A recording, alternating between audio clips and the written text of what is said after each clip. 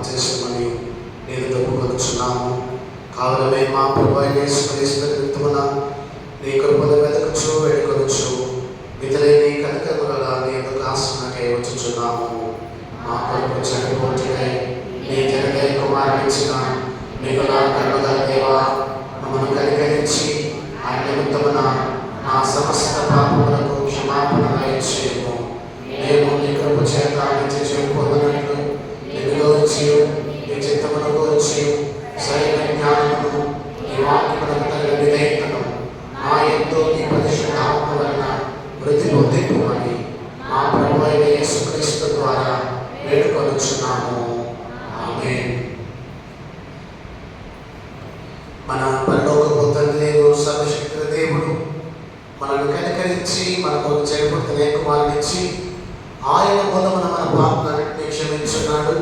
ఆయన నామందు విశ్వాసం ఉంచు వారికి దేవుని బిడ్డలకు అధికారాన్ని ఇచ్చు వారికి తన పరిశుద్ధాత్మను అనుగ్రహించను.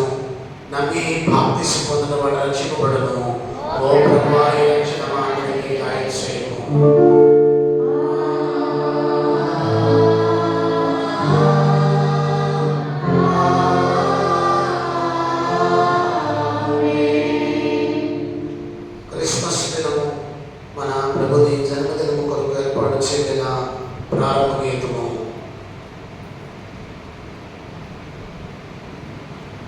మనకు శిశువు పుట్టెను, మనకు కుమారుడు అనుగ్రహింపబడెను.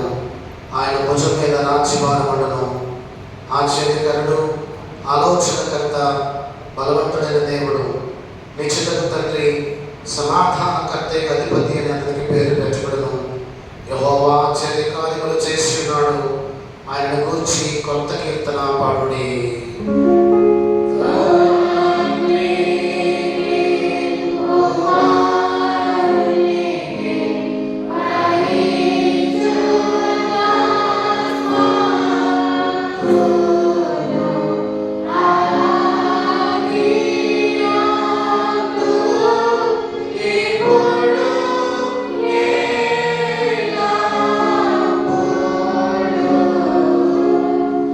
Oh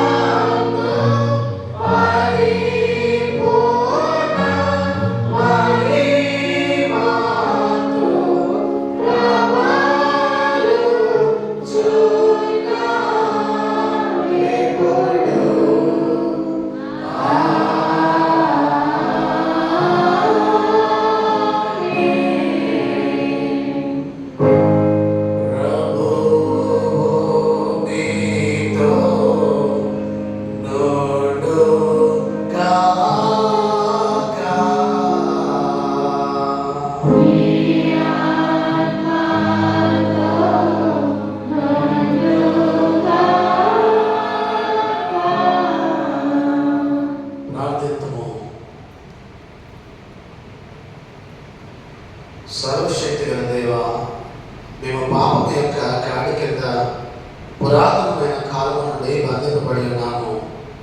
శరీరమును ధరించిన నీ జనదైక కుమారుని వృత్త జన్మం వలన మేము మా దాస్యం నుండి విడుదల పొందినట్లు దయచేయమని నీతోనూ పరిశుద్ధాత్మతోనూ సదాయక దేవుడై యుగ యుగములో జీవించుచు పరిపాలించుచున్నట్టు నీ కుమారుడును మా ప్రభు అయిన యేసుక్రీస్తు ద్వారా నిన్ను వేడుకొనుచున్నాము. ఆమేన్.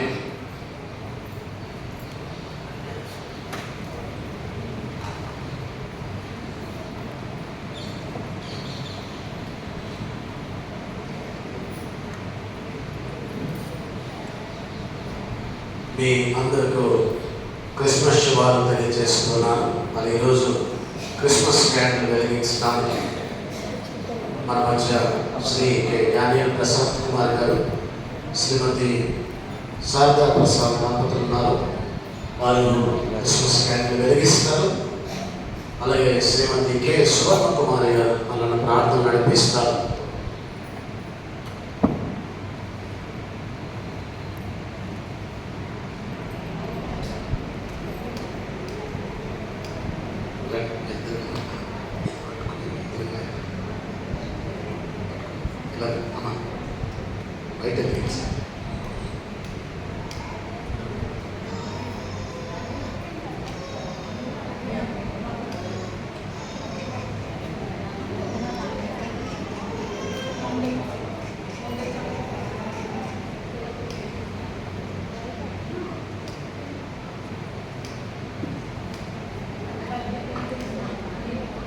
సువర్ణ కుమారి గారు ప్రార్థన చేస్తారు.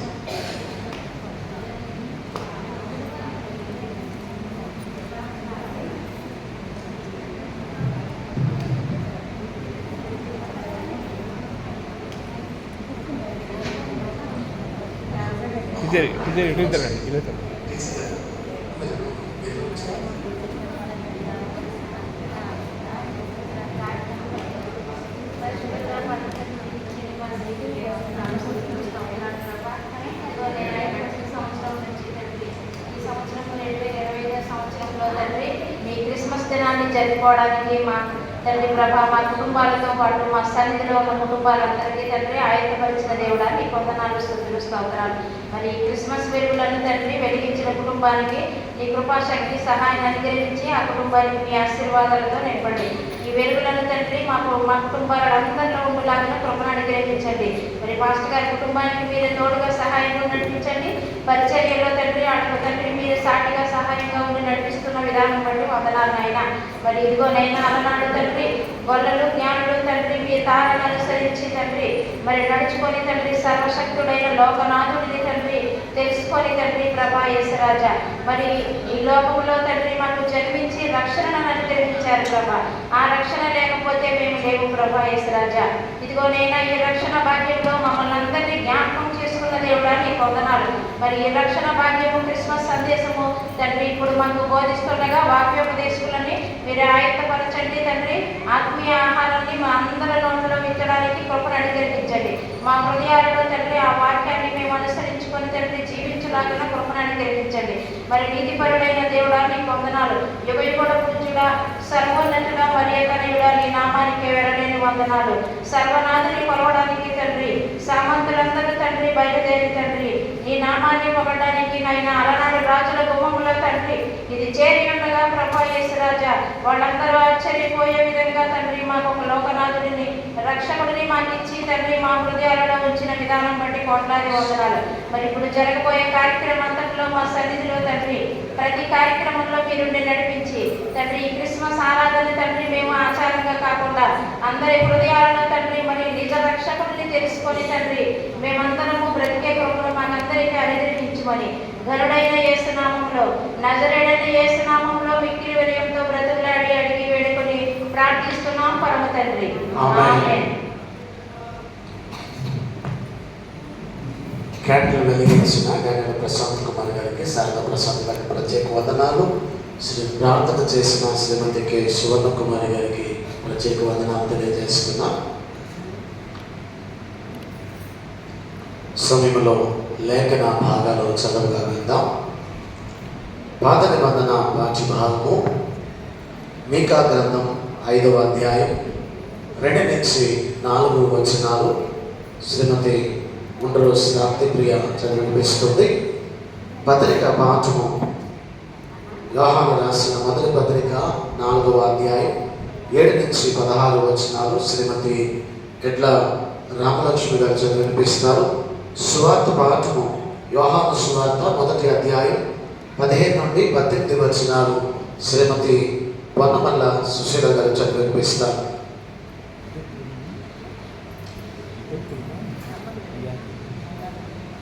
దాన్ని పెట్టుకుని కొద్దిగా ఇదే బియ్యాన్ని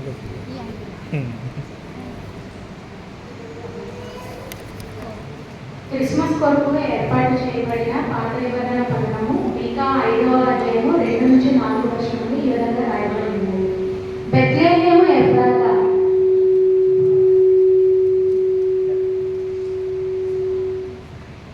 బెత్లెహేము ఎఫ్రాతా, యూదావరి కుటుంబములలో నీవు స్వల్పగ్రామమైనను నా కొరకు ఇశ్రాయేలీయులను ఏలుబోవాడు నీలో నుండి వచ్చును. పురాతన కాలము మొదలుకొని శాశ్వత కాలము ఆయన ప్రత్యక్షమవుచుండును. కాబట్టి ప్రసవమగు స్త్రీ పిల్లను కను వరకు ఆయన వారిని అప్పగించును. అప్పుడు ఆయన సహోదరులలో శేషించిన వారిని ఇశ్రాయేలుతో కూడా తిరిగి వస్తుడు. ఆయన నిలిచి యెహోవా బలము పొంది తన దేవుడైన యెహోవా నామమహత్యమును బట్టి తన మందను మేపును. కాగా వారి నిలుతురు ఆయన భూమ్యాంతముల వరకు ప్రబలుడగును. దేవుడి వాక్యం దీవించును.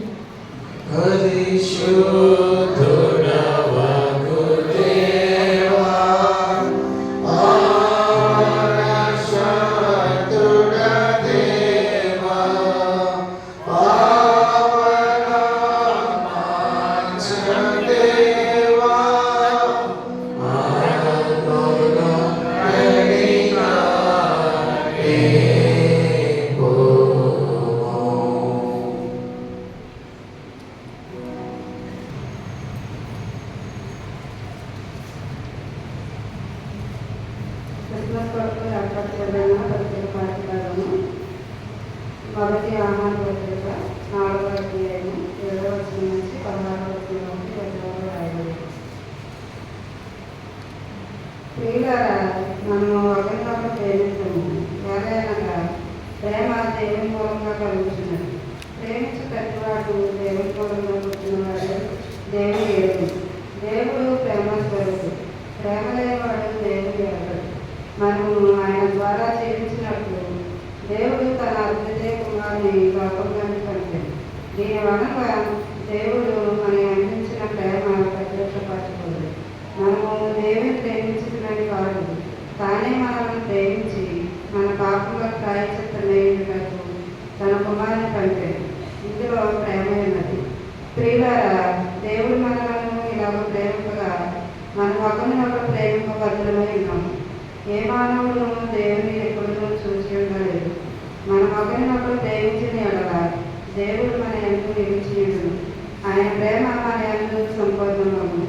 దీని వలన మనము ఆయన యందు నిలిచున్నామని ఆయన మన ఎంతున్నాడని తెలుసుకుంటున్నాము. ఏలయనగా ఆయన మనకు తన ఆత్మలో పాలు దయచేస్తున్నారు. మరియు తండ్రి తన కుమారుని లోకరక్షకుడుగా పంపేట మేము చూసి సాక్ష్యం ఇస్తున్నాము. యేసు దేవుని కుమారుడని ఎవరు ఒప్పుకున్నాం, వానిలో దేవుడు నిలిచి ఉన్నాడు. వాడు దేవునిగా ఉన్నాడు. మన ఎడల దేవునికి ఉన్న ప్రేమను మనం వెతికిన వారిపై దాన్ని నమ్ముకుని ఉన్నాము. దేవుడు ప్రేమ స్వరూపి అయి ఉన్నాడు. ప్రేమ యందు నిలిచినవాడు దేవుని యందు నిలిచిన్నాడు. దేవుడు వాని యందు నిలిచిన్నాడు. వాటి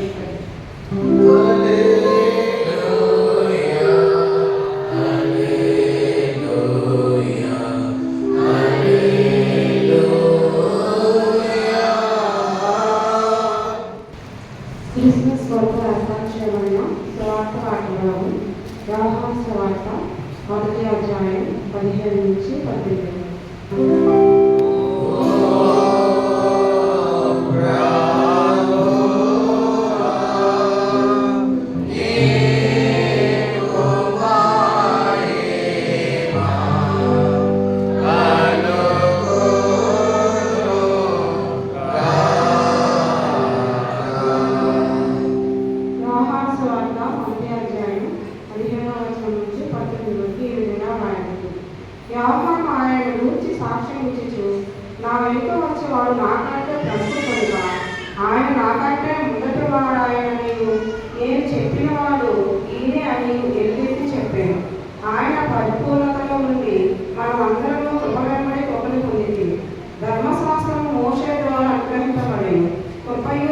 పరిచయమును యేసుక్రీస్తు ద్వారా కలిగేను. ఎవడను ఎప్పుడైనా దేవుని చూడలేదు. తండ్రి రూపమున్న అద్వితీయ కుమారుడే ఆయనను బయలుపరిచెను. ఈ వాక్యం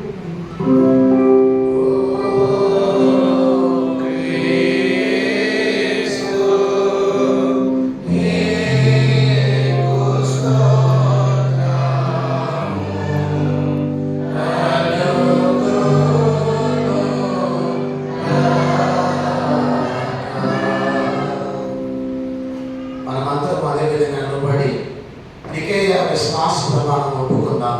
నిర్మాణంగా ఈ క్రిస్మస్ పర్వదినాన మన ఆరాధనలో పాల్గొని దేవుని వాక్యం అందించడానికి మరి సహోదరుడు రెవరెండ్ సుధీర్ కుమార్ గారు ప్యారిస్ మాస్టర్ వెలుగుతోడు మరి మన మధ్యన్నారు మరి ప్రేమపూర్వకంగా ఆహ్వానిస్తూ మనమందరం కలిపి 112వ కీర్తన రక్షకుడు ఉదయించినాడట, మన కొరకు రక్షకుడు ఉదయించాడనే కీర్తన పాడుకున్న తర్వాత వారు మనకు దైవవర్తమానం అందిస్తారు. 112వ కీర్తన రక్షకుడు ఉదయించాడట.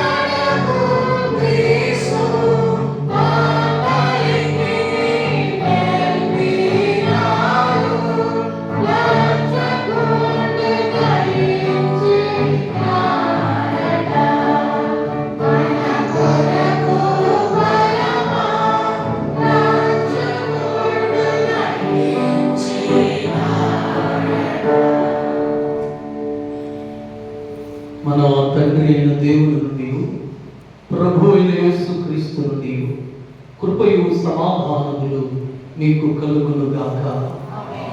కూర్చునండి. దైవ వర్తమానమునకు మూలాధారములు వాక్య భాగము పరిశుద్ధుడైన యోహాను రాసిన మొదటి పత్రిక 4వ అధ్యాయము 9వ వచనము ఇలాగూ రాయబడినది. యోహాను రాసిన మొదటి పత్రిక 4వ అధ్యాయము 9వ వచనము. మనము ఆయన ద్వారా జీవించినట్లు దేవుడు తన అద్వితీయ కుమారుని లోకములోనికి పంపెను. దీని వలన దేవుడు మన యందుంచిన ప్రేమ ప్రత్యక్షపరచబడెను. ప్రార్థన చేద్దాం. సర్వోన్నతుడైన మా కన్న తండ్రి, నీ పరిశుద్ధమైన నామమును బట్టి నీకు స్తుతులు, స్తోత్రములు, వందనములు చెల్లిస్తూ ఉన్నాము. ఈ 2025వ సంవత్సరం అంతయు నీ దయ కలిగిన రెక్కల చాటున నీ పిల్లలమైన మమ్మల్ని అందరినీ నీ కృపలో దాచి భద్రపరిచి సజీవుల లెక్కలో మమ్మల్ని ఉంచి డిసెంబర్ 25 నీవు సమస్త మానవాళి పాప విమోచనార్థమై పరమును విడిచిపెట్టి భూమి మీద అడుగు పెట్టిన ఆ మహా శుభ సందర్భమును మేము జ్ఞాపకం చేసుకుంటూ నీ పరిశుద్ధ ఆలయములో చేరి నీ ఘననామమును ఆరాధించుకునే భాగ్యమును మాకందరికీ అనుగ్రహించిన విధానం కొరకు నీకు స్తోత్రములు చెల్లిస్తూ ఉన్నాను. ఇప్పటి వరకు నీ మహిమ కలిగిన నామమును పాటల ద్వారా, ఆరాధన ద్వారా, వాక్య పఠనములను బట్టి స్తుతించి ఉన్నాము. నీవు ఘనపరచబడి ఉన్నావని నమ్ముతూ ఉన్నా. ఈ సమయంలో నీవు మా కొరకు అనుగ్రహించిన నీ పరిశుద్ధ లేఖన భాగముల నుండి నీ మాటలను ధ్యానించబోతూ ఉండగా మా హృదయములను తెరవండి, గ్రహించే మనస్సులను మాకు అనుగ్రహించండి. కేవలము విలువలు మట్టుకైంది మమ్మల్ని మేము మోసపుచ్చుకున్నట్టుగా నీ మాటలను మా హృదయములో భద్రపరుచుకుని వాక్యానుసారమైన జీవితములను జీవించి నీకు మరింత దగ్గరయ్యే భాగ్యమును మాకు అనుగ్రహించండి. నిలువబడి ఉన్న నీ దాసులను మీరు బలపరచండి. నీ యొక్క ఆత్మశక్తి చేత వాడుకునండి. నా నోటిని మీ బోరగా వాడుకుని మా అందరికీ అవసరము నీ నిత్య జీవపు మాటలను మీరు మాతో మాట్లాడండి. తత్ఫలితముగా మీరు రెండవ రాకడలో వచ్చినప్పుడు ధైర్యముగా నిన్ను ఎదుర్కొనగలిగినట్లు తగిన భక్తి శ్రద్ధలను, విశ్వాస విధేయతలు నీ వాక్యము ద్వారా మాలో పుట్టించమని యేసు నామమున అడిగి పొంది ఉన్నాము తండ్రి. ఆమేన్. దేవుని యొక్క మహాకృపను బట్టి మనమందరము ఈ 2025వ సంవత్సరం డిసెంబర్ 25వ తేదీన దేవుని పరిశుద్ధ ఆలయములో చేరి ఆయన ఘననామమును ఆరాధించుకొనగలిగినట్లు దేవుడు మన ఎడల చూపిన తన ప్రేమ వాత్సల్యతను బట్టి దేవునికి మొదటగా నా కృతజ్ఞతాస్తుతులను చెల్లిస్తూ ఉన్నాను. ప్రేమతో ఇక్కడికి ఆహ్వానించినటువంటి దైవజనులు, స్థానిక గురుమండల అధ్యక్షుల వారు రెవరెండ్ రాజేంద్ర కుమార్ అయ్య గారిని బట్టి దేవుని స్తుతిస్తూ ప్రత్యేక వందనాలు తెలియజేస్తున్నాను. కుటుంబం అంతటికి కూడా వందనాలు తెలియజేస్తున్నాయి. అలాగనే Selma Anderson memorial Lutheran church ట్రెజరర్గా ఉన్నటువంటి శ్రీ ఈదూరి శ్యామ్ పాల్ గారికి ప్రత్యేకమైన వందనాలు తెలియజేస్తున్నాను. అలాగే పిసిసి మెంబర్స్ అంతటికి కూడా ప్రత్యేక వందనాలు తెలియజేస్తున్నాయి. ఈ యొక్క క్రిస్మస్ ఆరాధనలో పాలుపంపులు పొందుతూ దేవుడిని ఆరాధిస్తూ ఆశీర్వాదములను అనుభవిస్తూ ఆయనకు మరింత దగ్గర అవడానికి ప్రభు సముఖములో చేరిన దేవుని పిల్లలైన మీ అందరికీ కూడా ప్రభు పేరిట క్రిస్మస్ శుభములు, వందనములు తెలియజేస్తూ చెప్పట్లేదు ఏంటన్నారు అంటే అడిగితే చేస్తారా అంటే అడిగి చెప్పించుకోవాల్సి వస్తుంది. రైట్, మీ అందరికీ క్రిస్మస్ శుభములు, వందనములు తెలియజేస్తూ వాక్యపు వెలుగులోనికి మిమ్మల్ని అందరినీ ప్రేమపూర్వకంగా ఆహ్వానిస్తూ ఉన్నాయి. యేసుక్రీస్తు ప్రభువారు సర్వ మానవాళి పాప విమోచనార్థమై పరమును విడిచిపెట్టి భూమి మీద అడుగుపెట్టిన మహోన్నతమైన సందర్భం క్రిస్మస్ పండుగ. కొన్ని పండుగలు కొన్ని ప్రాంతములకు మాత్రమే పరిమితమై ఉంటాయి. కొన్ని పండుగలు కొన్ని గ్రామాలకు, కొన్ని పండుగలు కొన్ని జిల్లాలకు, కొన్ని పండుగలు కొన్ని రాష్ట్రాలకు, కొన్ని పండుగలు కొన్ని దేశములలో మాత్రమే జరుగుతూ ఉంటాయి. కానీ యేసుక్రీస్తు ప్రభువు వారు సర్వమును విడిచిపెట్టి సర్వమానవాళి కొరకు ఈ భూమి మీద అడుగుపెట్టిన మహోన్నతమైన సందర్భం క్రిస్మస్ పండుగ. విశ్వ పండుగగా ఆచరిస్తూ ఆయనను ఆరాధిస్తూ ఆయనను గణపరచడం జరుగుతుంది. ఏ ఒక్క ప్రాంతానికో, ఏ ఒక్క వర్గములకో, కొన్ని పరిస్థితులకో ఉన్నటువంటి పండుగ కాదు. ఇది విశ్వ పండుగ. This is a universal festival గా మనం జరుపుకుంటూ ఉన్నాం. అందును బట్టి క్రైస్తవులుగా దేవునిని గణపరుస్తూ ఉన్నాం.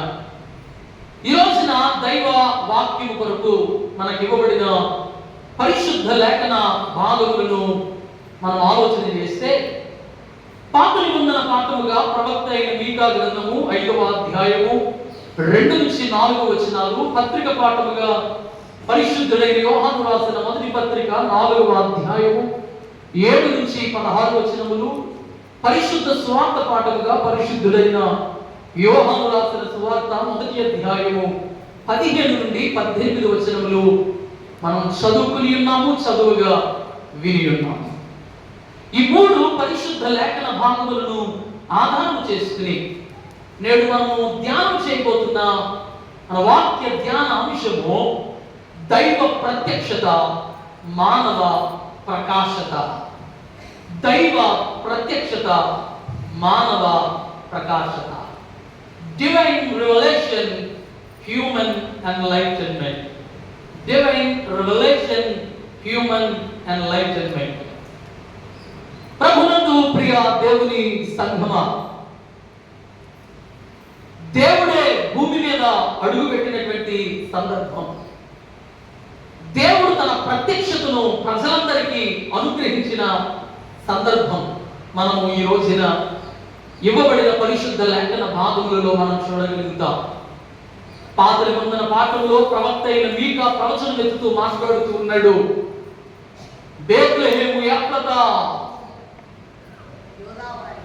యోధా వారి కుటుంబంలో నీవు స్వల్ప గ్రామమైనను నా ప్రజలను యాలబోపాడు నీలో నుండి. దేవుడు తన ప్రత్యక్షతను పాత నిబంధన పాఠమును అనుసరించి ఏ విధంగా ఇచ్చాడంటే, ఆయన పరిపాలకుడు, ఆయన రాజు. దేవుని ప్రత్యక్షత తనను తాను పరిపాలకునిగా, తనను తాను రాజుగా ప్రత్యక్షీకరించుకున్నాడు.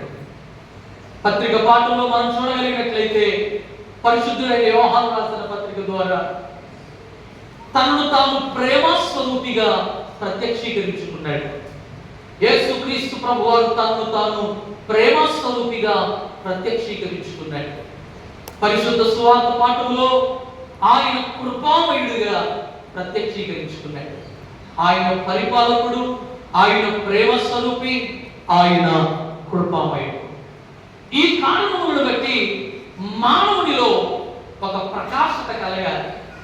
దేవుడు తన ప్రత్యక్షతను అనుగ్రహించిన తర్వాత మానవుడు తన అనుభవంలో ప్రకాశమానవ వెలగాలి అని దైవ పరిశుద్ధ లేఖన భాగములు తెలియజేస్తూ ఉన్నాయి. ఈ రోజుకి యేసుక్రీస్తు ప్రభువారిని ఒక సాధారణ మానవుడిగానో, లేదా ఒక మంచి బోధకుడిగానో, లేదా ఆయన ఇశ్రాయేలీయుల దేవుడని, బ్రిటిష్ వారి దేవుడని, లేకపోతే ఒక ప్రాంతానికి యేసుక్రీస్తును పరిమితం చేస్తూ యేసుక్రీస్తును రక్షకుడిగా అంగీకరించకుండా దూరం పెడుతున్న సందర్భములను మనం చూస్తూ ఉన్నాం.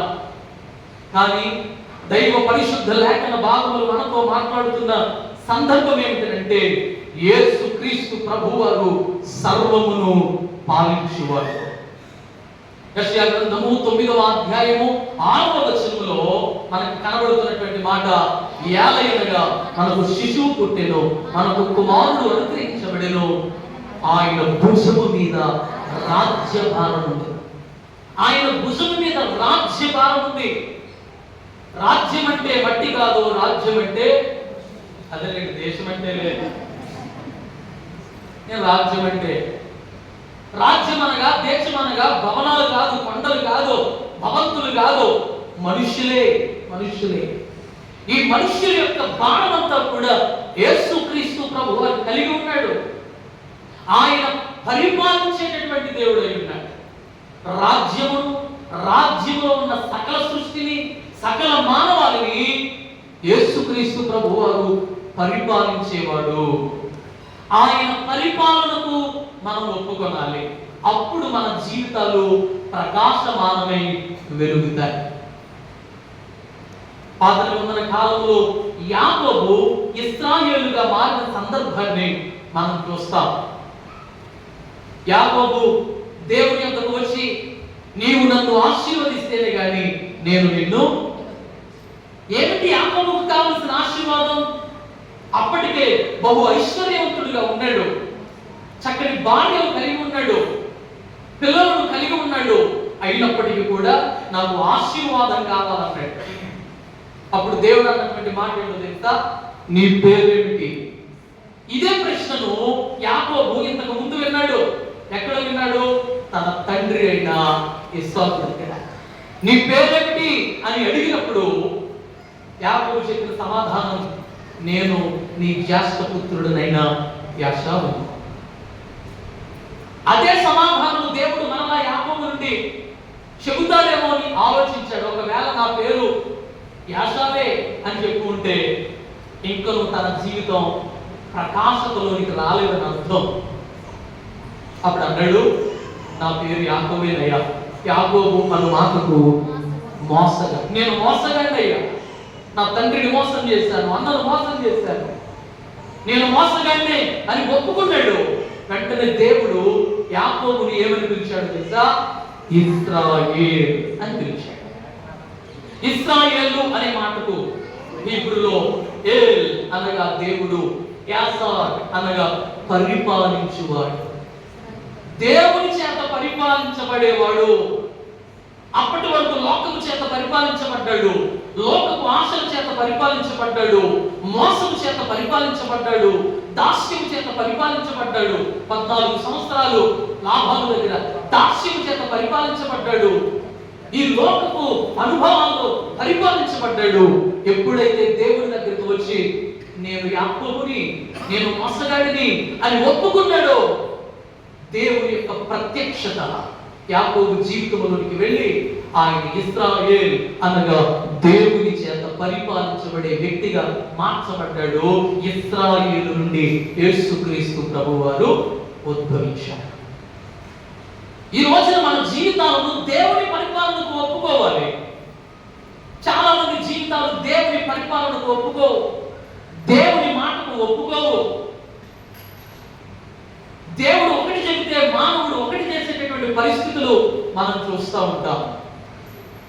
నిజానికి దేవుని పరిశుద్ధ ఆలయంలో అడుగు పెట్టిన వెంటనే మనం అనుకునేటువంటి మాట, ప్రభువా ఈ రోజు మీరు మాతో మాట్లాడాలి. మాట కూడా పాడతారు, నాతో మాట్లాడు ప్రభువా, నీవే మాట్లాడు, నీవు పలికితే నాకు మేలయ, నీ దర్శనమే.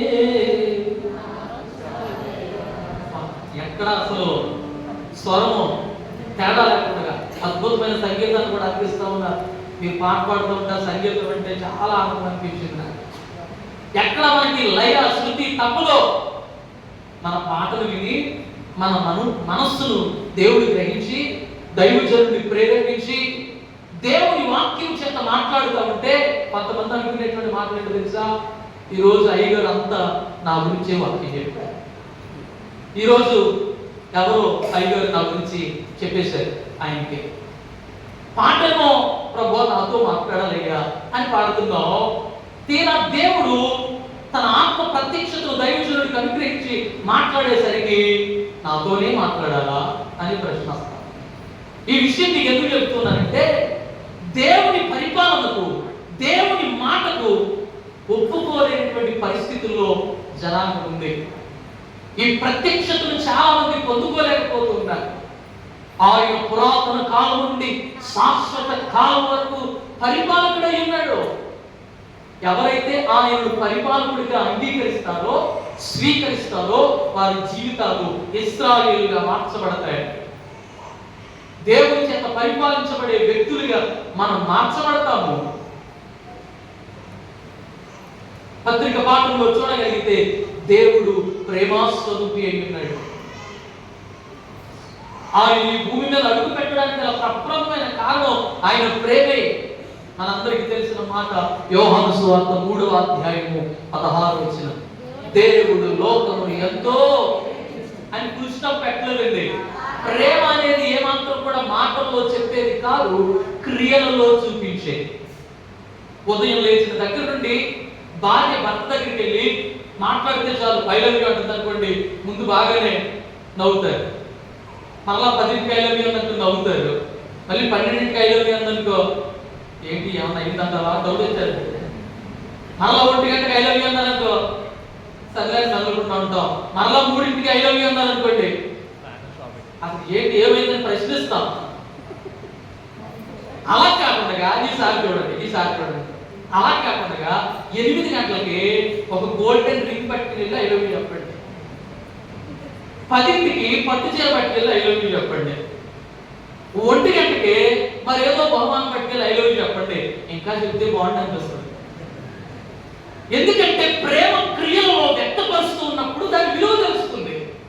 యేసుక్రీస్తు ప్రభువారు కూడా పైన ఆకాశంలో ఉండి, పరలోకంలో ఉండి, నేను మిమ్మల్ని అందరినీ ప్రేమిస్తున్నాను, నేను మిమ్మల్ని అందరినీ ప్రేమిస్తున్నాను అని సరిపెట్టలేదు. నేరుగా సమస్తమును విడిచిపెట్టి భూమి మీదకి వచ్చేసాడు. కాగా తన అద్వితీయ కుమారునిగా పుట్టిన వారి యందు విశ్వాసముంచు ప్రతి వాడు నశింపక నిత్య జీవము పొందినట్లు ఆయనను అనుగ్రహించెను. ఆయన ప్రేమ వ్యక్తపరచబడుతుంది. ఈ ప్రేమ ప్రత్యక్షతలోనికి మానవుడు రాగలిగితే ప్రకాశమానమై వెలుగుతాడు.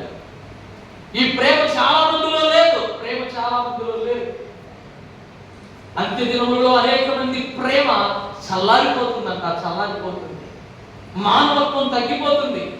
ఈ 2025వ సంవత్సరంలో ఉన్న ప్రేమకు అలాగే కొంచెం ముందుకు వెళ్ళండి. 2020లో ఎలా ఉంది ప్రేమ, 2015లో ఎలా ఉంది ప్రేమ, 1990లో ఎలా ఉంది ప్రేమ.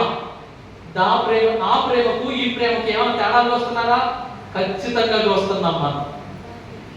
ప్రేమ తగ్గిపోతుంది. నాకు యాక్సిడెంట్ అయ్యి రాజమండ్రిలో బస్సు ఎక్కాల్సిన పరిస్థితి ఉంది. మా పాస్టర్ గారు ప్రెగ్నెంట్. ఈ ఫ్రీ టికెట్ వల్ల బీభత్సం అయిపోయారు జనాలు. నేను పాయింట్ దగ్గర కాకుండా ఇంకా ముందుకు వెళ్ళి నాకు యాక్సిడెంట్ అయ్యి నిన్నే పిలిచి తీశారు, కేవై తీశారు. చాలా ఇబ్బందుల్లో ఉండి ముందుకు వెళ్ళిపోయి ఆ డ్రైవర్తో అన్నాను, నేను మా వైఫ్ చూస్తే ప్రెగ్నెంట్, నా పరిస్థితి ఏమో పేషెంట్, కొంచెం నాకు సీట్ ఇస్తే మేము కూర్చుంటాం ముందుగా అని చెప్తే ఆయన అన్నటువంటి మాట ఏంటో తెలుసా, నాకు కూడా కిడ్నీలు ఫెయిల్ అయిపోయి నేను డ్రైవ్ చేస్తాను కదా అక్కడే ఎక్కడ అన్నాడు. ఎవడో బాధపడుతున్నాయి, మానవత్వం లేదు. మనిషిలో మానవత్వం నశించిపోతుంది, ప్రేమలు చల్లారిపోతున్నాయి. కానీ దేవుని ప్రేమ ప్రాణం ఇచ్చే ప్రేమగా దిగి వచ్చింది. మనం చూస్తాం గ్రీక్ లాంగ్వేజ్ లో, తెలుగులో ఇంగ్లీష్ లో ప్రేమ లవ్ అని చెప్తున్నాం, కానీ గ్రీక్ లో ప్రాముఖ్యంగా 4 రకాలుగా మనం చెప్తాం. Storge, a love between family members, కుటుంబీకుల మధ్య ఉన్నటువంటి ప్రేమను స్టోర్జే అని పిలిచారు. Phileo, a love between brothers, సహోదరుల మధ్య ఉన్న ప్రేమను ఫిలియో అని పిలిచారు. ఎరోస్ అనగా యవనస్తుల మధ్య ఉన్నటువంటి ప్రేమను ఎరోస్ గా పిలిచారు. ముక్కును చూసి పుడతారు చూడండి, కన్నులు చూసి పుడతారు. నీ కళ్ళు ఎంత బాగున్నాయో, నీ చెవులు ఎంత బాగున్నాయో, ఇది ఎరోస్ అన్నమాట. మన దేవుని ప్రేమ అలాంటిది కాదు. ఈ లోకల్లో దాని కోసం మాట్లాడితేనే 2 యవనస్తులు ప్రేమించుకున్నారంట. పెద్దోళ్ళు పెళ్లికి ఒప్పుకోలేదు. వీళ్ళు అనుకున్నారు చనిపోదాం అనుకున్నారు. వెంటనే మరి ఎలా చనిపోదాం, మందుతో చనిపోదామా, అబ్బో చాలా డేంజర్, అది గంటలు చాలా ఇబ్బంది పడిపోవాలి, మరి ఎలా చనిపోదాం. మన పట్టణంలో 20 అంతస్తుల బిల్డింగ్ ఉంది కదా, అది పైకి దూకేంత కింద పడక చనిపోతాం అనుకున్నారంట. వీళ్ళిద్దరు వెళ్ళిపోయారు. 20 అంతస్తులు ఎక్కేస్తారు లిఫ్ట్ లో. పైకి ఎక్కిన తర్వాత అనుకున్నారు దూకేద్దామా అనుకుంటున్నారు. ఇలా కాదు కానీ మనకు భయం వస్తుంది కనుక నంబర్స్ లెక్క పెట్టుకుందాం. 1 2 3 అనగానే దూకేద్దాం అనుకున్నారంట. వెంటనే వాళ్ళు నంబర్స్ లెక్క పెట్టుకున్నారు. 1 2 3 అనగానే అబ్బాయి దూకేసాడు.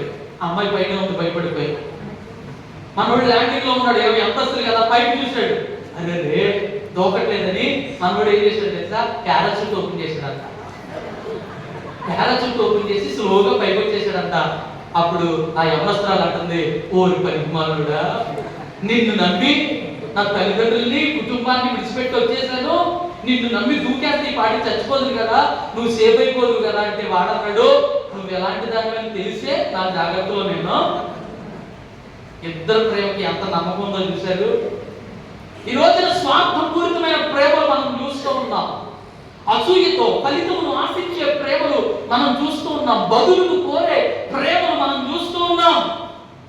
కానీ యేసుక్రీస్తు ప్రేమ అగాపే ప్రేమ, త్యాగపూరితమైన ప్రేమ. మనందరి వరకు తన ప్రాణమును సైతము లెక్క చేయకుండా సిలువలో తన ప్రాణమును అర్పించిన ప్రేమ, తన ప్రత్యక్షత ప్రేమగా ప్రత్యక్షీకరించుకున్నాడు. ఆ ప్రేమను మనము వెలగాలి అని ఈ రోజున వాక్యం తెలియజేస్తుంది. స్వార్థ పాఠంలో మనం చూడగలిగితే ఆయన కృపగా ప్రత్యక్షీకరించుకున్నాడు. అర్హత లేని వాడికి యోగ్యతను అనుగ్రహించడమే కృప. మీకు అర్థం అవడం కోసం చెప్తారు. యేసుక్రీస్తు ప్రభు వారికి 100 మార్కులు అని ఎగ్జామ్ పెట్టారు. యేసుక్రీస్తుకే ఆయనకి ఎన్ని మార్కులు వస్తాయి? అందులో తిరిగిలేదు, ఖచ్చితంగా 100 మార్క్స్. ఆయన ఖచ్చితంగా 100 మార్కులు పొందుకుంటాడు. ఇప్పుడు ఇన్విజిలేటర్ అన్నాడు, దాని మీద మీ పేర్లు రాసి ఇచ్చేయండి అయ్యా అంటాడు. ఇప్పుడు యేసుక్రీస్తు ప్రభు వారు దాని మీద యేసుక్రీస్తు అని రాయడం అనేసి నీ పేరు నా పేరు రాసేసాడు. ఆ మార్కులన్నీ ఇన్విజిలేటర్ చూసి ఎవరికి వచ్చాయనుకుంటాడు? నీకు నాకే వచ్చాయనుకుంటాడు. దాని గురించి మనం పడిన ప్రయాసం ఏమైనా ఉందా? కష్టం ఏదైనా ఉందా? నైట్ అవుట్ చేసింది ఏమన్నా ఉందా? యేసుక్రీస్తు మన ఎడల చేసినది అదే. సమస్తమును తాను నెరవేర్చి ఆయన మనం వెలగాలని ఆలోచన చేస్తున్నాడు, ఆశపడుతున్నాడు. ఈ రోజున మనం వెలుగుతూ ఉన్నామా? మానవుడు ప్రకాశమానమై వెలగాలని వాక్యం సెలవిస్తూ ఉంది. యేసుక్రీస్తు ప్రభు వారు వెలుగుగా కూడా ప్రత్యక్షీకరించుకున్నాడు. యెషయా గ్రంథంలో మనం చూడగలిగితే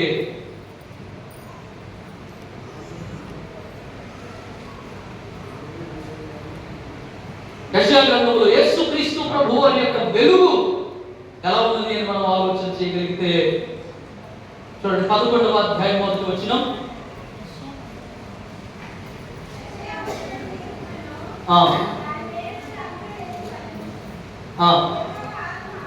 యెహోవా ఆత్మ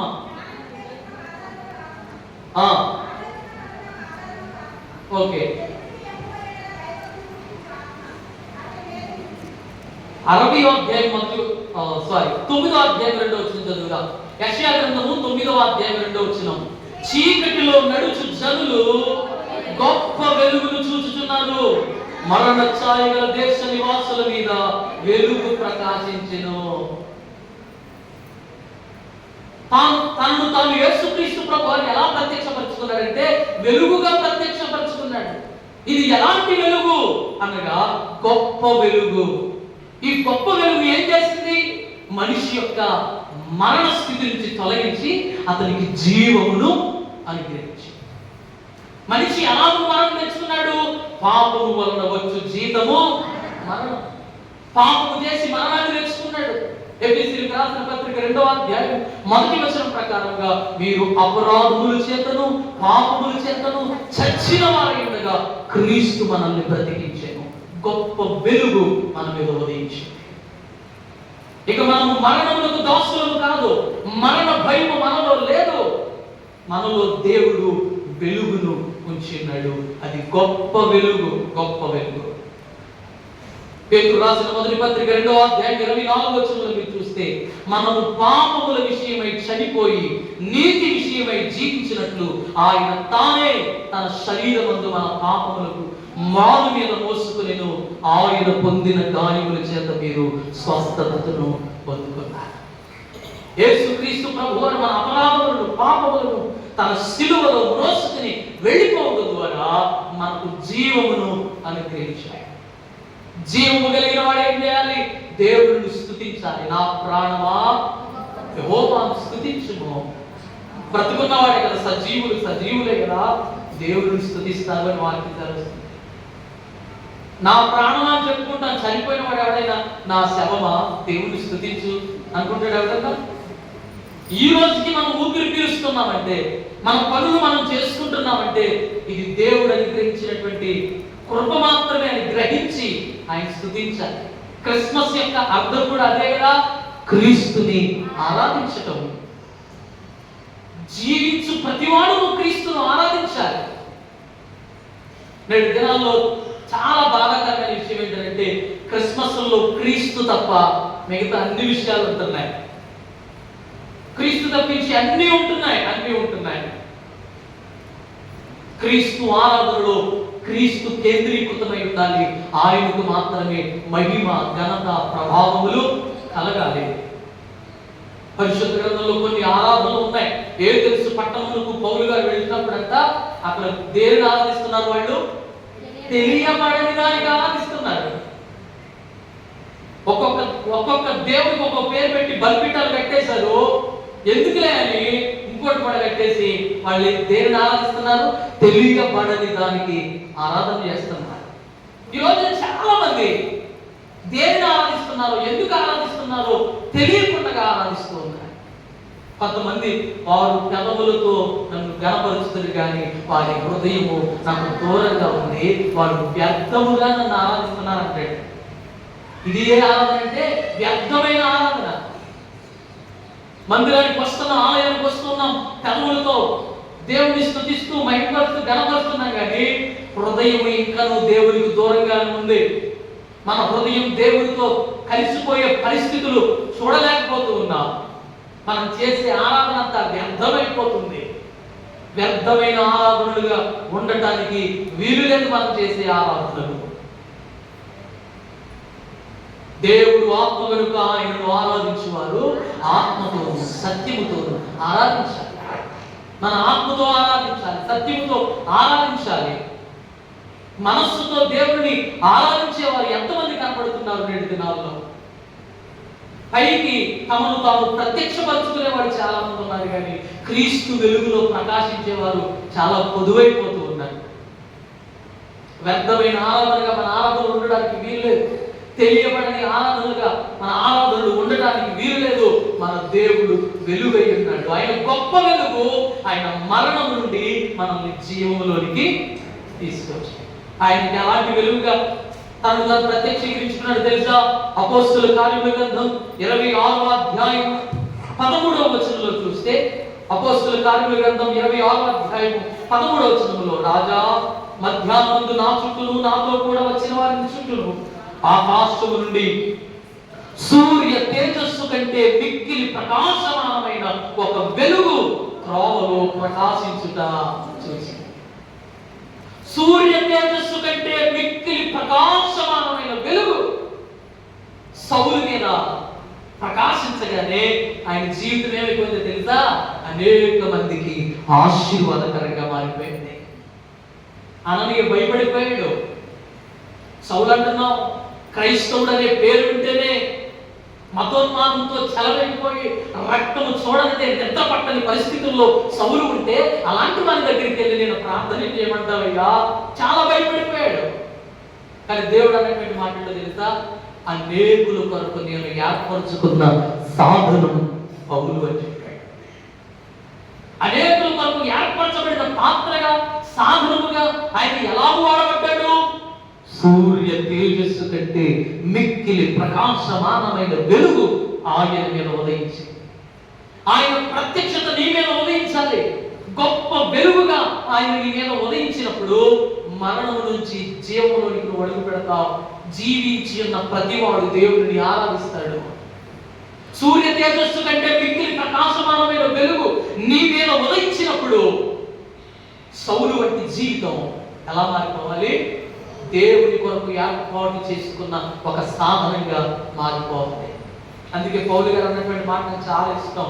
నేను క్రీస్తుని పోలి నడుచుకుంటున్నాను, మీరు క్రీస్తుని పోలి నడుచుకోండి అని ఎవరైనా చెబుతారు. మీరు క్రీస్తుని పోలి నడుచుకోండి, ఆయన బోధన ప్రకారం నడుచుకోండి, ఆయన మాట తీరు ప్రకారం నడుచుకోండి అని ఎవరైనా చెప్తారు. నేను క్రీస్తుని పోలి నడుచుకుంటున్నాను, మీరు ఇంకా ఆయన చూడక్కర్లేదు, నన్ను చూస్తే ఆయన చూసినట్లే. ఆ మాటలు నాకు ఎంత ధైర్యం కావాలండి. మీరు ఎవరికైనా మైక్ ఇచ్చి ఎవరిలే ఇచ్చి సేమ్ డైలాగ్, పౌలు గారు చెప్పిన డైలాగ్ మీకు కూడా చెప్పండి అయ్యా, చెప్పండి అమ్మా అని అన్నారనుకోండి, మీరు నిలబడి అంటారు ఇక్కడ, నేను క్రీస్తుని పోలి నడుచుకుంటున్నాను, మీరు నన్ను పోలి నడుచుకోండి అంటే ఎక్కడి నుంచి పగెత్తి వచ్చేస్తారు అట్లా. ఏంటైనా ఇక్కడ నుంచి ఆలోచించేస్తారు. నిన్ను చూసి నేర్చుకోవాలా. నువ్వు ఆలయంలో వెళ్ళకుంటున్నావో ఆలయం బయట వెళ్ళకుంటున్నావు మాకు తెలియదండి, ఏం నేర్చుకుంటావు నిన్ను చూసి అని ప్రశ్నించేవారు లేచిపోరు. నన్ను కూడా అనేవారు పండిత పుత్ర పరమ సొంత అనేవారు. మా నాన్నగారు కూడా దైవజనులే, వారు పండితులు. నేనేమో పాటలు జరుగుతున్నంతసేపు ఉండి కాంగో ప్లే చేసి పాటలు అయిపోయాక మరలా ప్రభువు నిన్ను ఆశీర్వదించి అనేటప్పుడు పగెత్తి వచ్చేసేవాడు. వీడేంట్రా ఆ నాన్నగారికి మంచి వాక్యం చెప్తుంటే అటు ఇటు తిరుగుతాడు అని అనుకునేవారు. కానీ మా నాన్నగారు 2011లో ప్రభువుని అంత నిద్రించారు. వారు నిద్రించిన తర్వాత వాక్యం చదవడం ప్రారంభించాను. జ్ఞాపకార్థ గుడికలు ఎక్కువ తగిలేటప్పుడు. జ్ఞాపకార్థ గుడికల్లో ఏం చెప్పాలంటే మరణం గురించి చెప్పాలి, మరణానంతర జీవితం గురించి చెప్పాలి. నేను ప్రసంగించడానికి బైబిల్ చదివి పాస్టర్ గారిని అయిపోయారు. ఇప్పుడు అనేక చోట్ల వాక్యాన్ని బోధిస్తున్నప్పుడు మా నాన్నగారి గురించి తెలిసిన వాళ్ళు అంటూ ఉంటారు, ఇతను తండ్రిని మించిన అది పౌలు గారిగా మారిన తర్వాత ఆ మాట రావాలి. ఈరోజు మన జీవితాల్లో మిక్కిలి ప్రకాశమానమైన వెలుగు మన మీద ఉదయించగానే మనం దేవుడి కొరకు ఏర్పాటు చేసుకున్న సాధనంగా మారిపోవాలి.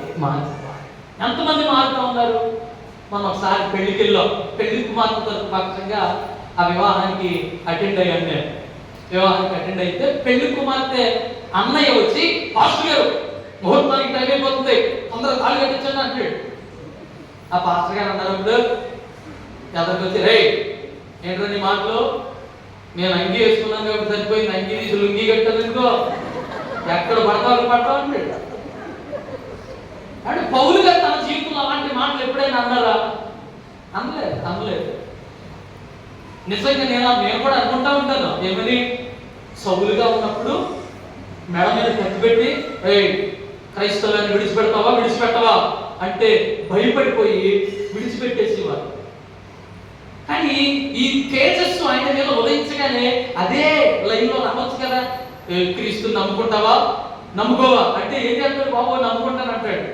కానీ పౌలు గారు ఎప్పుడు చేయలేదు. ఎందుకో తెలుసా? ఆ వెలుగు అతని మీద ఉదయించింది.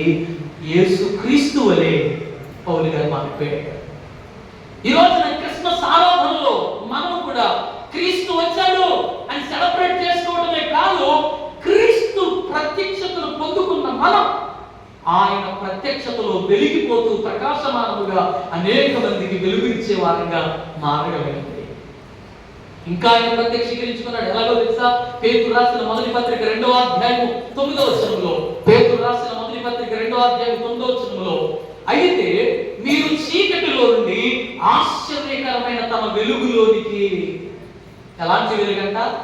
ఒకటి గొప్ప వెలుగు, రెండవది సూర్య తేజస్సు కంటే మిక్కిలి ప్రకాశమానమైన వెలుగు, మూడవది ఆశ్చర్యకరమైన వెలుగు, మార్వెలస్ లైట్, ఆశ్చర్యకరమైన వెలుగు ఉదయించగానే మనం ఎలా మారిపోయామో తెలుసా? రాజులైన యాజక సమూహం, ఏర్పరచబడిన వంశం, పరిశుద్ధ జనాంగము, దేవుని సొత్తైన ప్రజలుగా మార్చబడ్డాం. ఈ రోజున దేవుని సొత్తైన ప్రజలుగా మార్చబడుతున్నామా? పరిశుద్ధ జీవితమును కొనసాగిస్తూ ఉన్నామా? ఏర్పరచబడిన వంశముగా మనం ఉండగలుగుతున్నామా? రాజులైన యాజక సమూహముగా మనం ఉండగలుగుతున్నామా? ఎవరు ఉండగలుగుతారు అంటే ఆశ్చర్యకరమైన వెలుగులోనికి రాగలిగిన వాడు. ఈరోజు వెలుగుగా ఆయన ప్రత్యక్షత మనకు దొరికింది. కృపగా ఆయన ప్రత్యక్షత దొరికింది, పరిపాలకుడిగా ప్రేమగా ఆయన ప్రత్యక్షత దొరికింది. మనము ఏర్పరచబడిన వంశముగా, రాజులైన యాజక సమూహముగా, పరిశుద్ధ జనాంగముగా, దేవుని సొత్తైన ప్రజలుగా ఉండగలిగాం. రాగలుగుతున్నామా? మన జీవితాలు అనేక మందికి దీవెనకరంగా ఉండగలుగుతున్నాయా? పరిశుద్ధ గ్రంథంలో కొంతమంది జీవితాలు అనేక మందికి ఆశీర్వాదకరంగా ఉన్నాయి. యాకోబుని బట్టి తన నాన్నగారైన లాబానును దేవుడు ఆశీర్వదించాడు. అబ్రహామును బట్టి దేవుడు లోతును ఆశీర్వదించాడు. యేసుక్రీస్తును బట్టి మనమందరము కూడా ఆశీర్వదించబడ్డాం. నిన్ను బట్టి, నన్ను బట్టి ప్రజలకు ఆశీర్వాదమా, శాపమా? మనం అనేక మందికి ఆశీర్వాదకరంగా మారగలగాలి. పరిశుద్ధ జీవితమును మనము కొనసాగించగలగాలి. ఈ రోజున పరిశుద్ధతను చాలా మంది కోల్పోతా ఉన్నారు. మిక్స్డ్ పీపుల్, అన్ని కలగలిపేస్తున్నారు. ఇంకో పెళ్లిలోకి వెళితే తిమ్మాపురంలో ఒక పెళ్లికి వెళ్ళాను నేను. అక్కడ ఒక ఆయన చేతిలో మైక్ ఉంది. నన్ను పిలిచాడండి, చాలా అద్భుతంగా పిలిచాడు. ఏమన్నా తెలుసా? వెలగతోడు ప్యారిస్ గురుమండల అధ్యక్షుల వారు పెండ్లి కుమార్తె పక్షముగా మరి వివాహాలు వేడుకలు పాల్పొంపులు పొందడానికి వచ్చారు. రెవరెండ్ వేరవల్లి సుధీర్ కుమార్ అయ్య గారిని ప్రేమపూర్వకంగా ఈ కుటుంబ పక్షముగా వేదిక మీదకి ఆహ్వానిస్తున్నాం అని బేకర్గా చెప్తే అవకాశం ఉన్నాను. నేను ఇక వెళ్ళిపోయాను, కూర్చున్న తర్వాత వాకింగ్ కూడా నాకు ఇచ్చారు. పెళ్లిలో ప్రసంగం చేశారు, అయిపోయింది. ఆ పెళ్లి జరుగుతున్న ఇంటి పక్కనే మందిరం. పాస్టర్ గారు అందరికీ అందులో భోజనం పెడుతున్నారు. మేము అందరూ అందులోకి వెళ్ళిపోయాం. అయిపోయిన తర్వాత హ్యాండ్ కడుక్కోవడానికి అలా బయటకు వచ్చేటప్పటికి ప్రియ రాగాలు అని పాడుతున్నాడు. ఎవడరా బయటకు వచ్చి చూసేటప్పుడు ఎవరు తెచ్చా? ఇంత రెవరెండ్ గురుమండల అధ్యక్షులు అన్నవాడే. ఎలా మేనేజ్ చేసేస్తున్నాడు చూశారు? అరే ఎందాక అంత పరిశుద్ధత పాటించావు కదా, అంత చక్కగా మాట్లాడావు కదా, ఈ లోపల ప్రియరాగాలంటే. ఈ రోజున చాలా మంది ఆలయంలో ఎంతో పరిశుద్ధతను పాటిస్తూ బయటకు వెళ్ళిపోయిన తర్వాత ఆ క్రీస్తు ప్రత్యక్షత చాలా మందికి చూపించట్లేదు, మనం వెలగట్లేదు. ఈ రోజు అందుకే నా అంశము దైవ ప్రత్యక్షత అనుగ్రహించాడు, మానవ ప్రకాశత ప్రజలకు చూపించబడాలి. మానవుడు ప్రకాశించడం, క్రైస్తవుడికి ఇతరులకు ఉన్న వ్యత్యాసం ఖచ్చితంగా కనబడాలి. ఎస్తేరు గ్రంథంలో యూదుల గురించి ఏమంటాడు తెలుసా? వారి విధులు సకల జనుల విధులకు వేరుగా ఉన్నవి అంటాడు. దానియేలు గ్రంథం 1వ అధ్యాయంలో దానియేలు అతని స్నేహితులు వీళ్ళందరూ ఏమి తిన్నా మేము ప్రత్యేకించబడిన వాళ్ళం, మేము శాకాహారం మాత్రమే తీసుకుంటాం.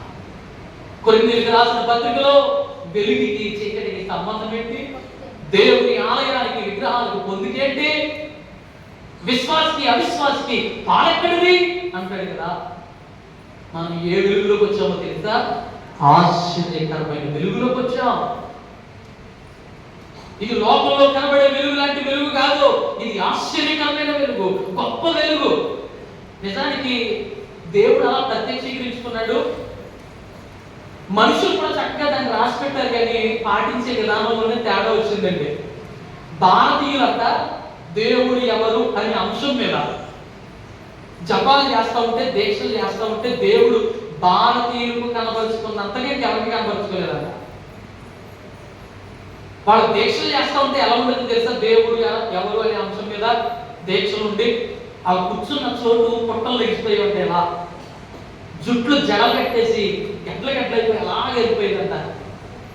ఈ పొట్టలు చూశారు, తిండి తిప్పలు లేక వెన్ను కట్టుకుపోయిందంట.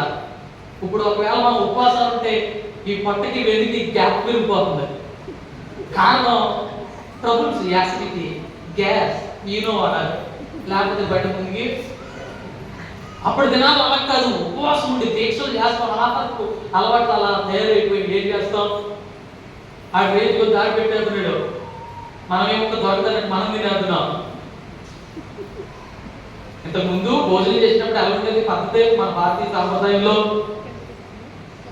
కిందేమో అరిటాకు వేసి దాని మీద భోజనం చేస్తే మనం ఎక్కడ కూర్చుని వాళ్ళం? పీట మీద కూర్చుని వాడు. ఇలా వంగుంటే ఏమైందండి, ఆ పట్టు నొక్కి ఒక సరిపోతుందని లేచిపోయేవాడు. ఇప్పుడు అయ్యి కాదు, ఏ వచ్చినాయి బబ్బే నిలబడితే ఎంత రాని అంటారు.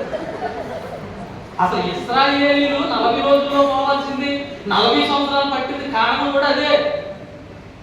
అక్కడ ఉంటే ఆలుగడ్డలోనూ ఇంకేంటి కీరకాయలు దోసకాయలు దొరికేవి, అక్కడ సమాధులు లేవని మమ్మల్ని ఇక్కడ సభ్యతకు తీసుకొచ్చావా అని అంటే, దేవుడు ఆకాశం నుండి మన్నాను పీకల్లా తినేసి, తినకుండా కాదు తినేసి, ఈ చలిసార్లు లేని మన్నా మీ అందరూ అన్నారు. కోరిక ఎలా ఉంది మరి, ఇప్పుడు ఏం కావాలా, మాకు మాంసం కావాలి, అక్కడైతే మాంసం దొరికేది అనేవాడు. సర్లే అని దేవుడు ఆకాశం నుండి కూరేళ్లను, నేను అనుకుంటా ఉంటాను మళ్ళా ఏళ్ళు పొయ్యి పెట్టుకుని పొల్లలు ఎరుకుని మంట ఎగిచ్చి ఇది తిప్పలేవు. దేవుడే ఉప్పు కారం మసాలా అన్ని దట్టించి ఫ్రైలు పంపించాడేమో అనుకుంటాను. బైబిల్లో లేదులే, నేను అనుకుంటాను, ఊహించుకుంటాను అనమాట. ఏమో ఫుల్లుగా తినేసింది, ముక్కులోంచి కూడా వచ్చేసిందని నేను, అది రాసింది బైబిల్లో. తినేసి ఇప్పుడు మోసేటి వాడు, ఇదిగో మేఘము బయలుదేరుతున్నది, పదండి కనాలి యాత్ర కంటే, ఊరుకో మోసే ఇప్పుడే తిన్నాం. అది అందుకు బట్టి 4 సంవత్సరాలు తిన్న వెంటనే పరుగులా, తిన్న వెంటనే నడక, తిండి ఎక్కువైపోయి, తిండి చాలా జాగ్రత్తగా ఉండాలండి. ప్రియ దేవుని సంగమా, నేను చెప్పేది, మనం ఆశ్చర్యకరమైన వెలుగులోకి వచ్చాం. ఖచ్చితంగా వ్యత్యాసం ఉండాలి. క్రైస్తవుడికి, లోకంలో జీవిస్తున్న వ్యక్తికి వ్యత్యాసం ఉండాలి. మనలో ప్రకాశత కనిపించాలి, ప్రజల్లో కనిపించాలి. పరిశుద్ధతను పాటించాలి. పరిశుద్ధ జీవితాన్ని పోగొట్టుకుంటున్నారు చాలా మంది విశ్వాసులు నేటి దినాల్లో. ఆ సంఘంలో జర్నలిస్టులు ఉన్నారు, మేబీ మీలో కూడా ఉండొచ్చు. జర్నలిస్టులు మన ఫోటోలు చూపిస్తున్నారు. రాజమండ్రిలో ఇదిగోటి సార్ ఇన్ని బత్తాలు ఎంజాయ్ పట్టుకున్నాం సార్, రాజమండ్రి కూడా వచ్చేస్తుంది సార్ వద్దు, అయ్యో చెడిపోతున్నారు ఎవరి బిడ్డలు. ప్రియ దేవుడి సంగమా, అందుకే నేను చాలాసార్లు చెప్తాను, లోకస్తుల్ని మీరు పాటించొద్దు, క్రీస్తుకు మాదిరిని ఇమిటేట్ ద క్రైస్ట్ అని చెప్తారు. క్రీస్తుని ఏం చేయాలి, మనం ఇమిటేట్ చేయాలి. లోకస్తులు ఇమిటేట్ చేస్తే ఏమి రాదు. చిరుకుపోయిన బ్యాగ్ వేసుకోవాలి, చెక్కేసిన జుట్టు పెట్టుకోవాలి, అప్పుడు కండ్రకు కూడా కట్ చేసాడండి, ఏంటంటే అంటాడు, ఎక్కడో చూసేదండి. మనం క్రీస్తుని ఇమిటేట్ చేయాలి. ఆయన ఆశ్చర్యకరమైన వెలుగు. చివరిగా మనం చూస్తే యోహాను సువార్త 1వ అధ్యాయం 9వ వచనంలో, యోహాను సువార్త 1వ అధ్యాయం 9వ వచనంలో, నిజమైన వెలుగు ఉండెను, అది లోకములోనికి వచ్చుచు ప్రతి మనుష్యుని వెలిగించుచున్నది. దేవుడు గొప్ప వెలుగుగా ప్రత్యక్షీకరించుకుని మరణములో నుంచి జీవంలోనికి మనం తీసుకొచ్చాడు. జీవిస్తున్న మనం ఆయనను ఆరాధించాలి. ఆయన సూర్య తేజస్సు కంటే మిక్కిలి ప్రకాశమానమైన వెలుగుగా మన మీద ఉదయించాడు. మనము దేవుడి కొరకు ఏర్పాటు చేయబడిన గొప్ప సాధనము వలె, పాత్ర వలె వాడబడాలి. ఆయన ఆశ్చర్యకరమైన వెలుగులోనికి మనల్ని తీసుకొని వచ్చాడు. మనము రాజులైన యాజక సమూహముగా, ఏర్పరచబడిన వంశముగా, పరిశుద్ధ జనాంగముగా, దేవుని సొత్తైన ప్రజలుగా మెలగాలి ప్రజల్లో. ఆయన నిజమైన వెలుగుగా మన మధ్యకు దిగి వచ్చాడు. మనము మాత్రమే వెలుగుతుంది కాదు, అనేక మందిని వెలిగిస్తూ ముందుకు.